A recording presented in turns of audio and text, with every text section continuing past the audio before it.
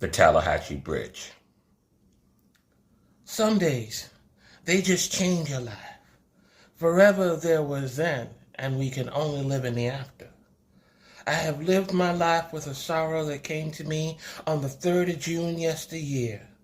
I had been away at school and I had gotten into town just in time for dinner. I was sitting with my folks having summer fixings when I remember Pa almost laughing as Ma said it. Billy Joe McAllister done did murder on herself today. And so my world ended where I thought it had began. That summer before, I was walking home, last day of school and all, crossing the tally like I've done a few thousand times before. It's a bridge that serves its purpose, but nobody put no love into her making. But every once in a while, God sees fit to shine a little extra light down on her, like the day I first met Billy Joe. She was throwing rose petals into the water, fat from the last of the spring rain.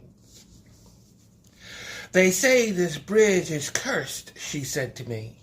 Nobody knows why, just a thing that is. You can feel it, can't you? This bridge is alive. It's becoming part of us the longer we stand on it. And we start to want what it wants. And what does a bridge want, I wondered? A bridge wants to be in the water, to be part of life, not just standing above it all the time. Our eyes turn down to the swelled rapids calling us to belong. And so I throw the flowers in to let them join the river to break the spell. I had never paid no mind to Billy Joe before. She was a few years older than me. She helped my brother find a frog to put down my dress one time, but when her pa got sick, she took the farm and lost her time for fun things. But Papa Joe could never have had a son that ran the farm like she could. She says she comes here once a week to listen to the bridge whisper and cast petals into the water. This became our special time that summer, a moment she could be free of the world and her thoughts could go where no woman should sometimes. But it was okay, because this was our time for crazy thinking and asking questions that could only be answered by God. And so I'd sneak away for a spell, telling no one, hoping Billy Joe might join me on the ridge. Every day I spent with her was like learning a new color, and the world became a more beautiful place. I said telling no one, but telling Brother Taylor on Sundays ain't like telling, because by summer's end I was doing my fair share of confessing. My mama had got me into a good school up north so I could get a right proper education. I didn't want to go. I didn't want to do anything but spend the rest of my days up on the ridge with Billy Joe.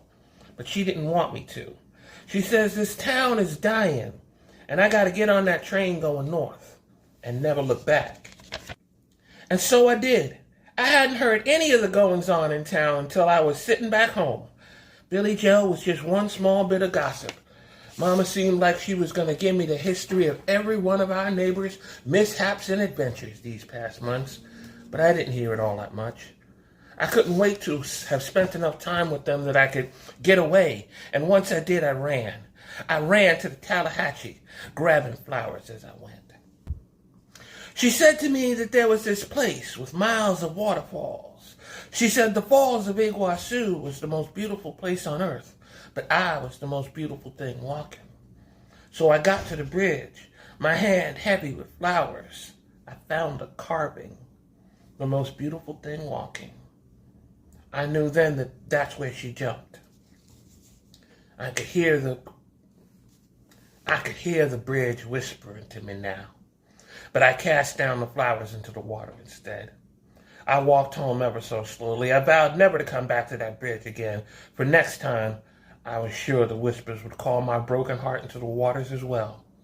The walk home that day was the longest walk I've ever had taken.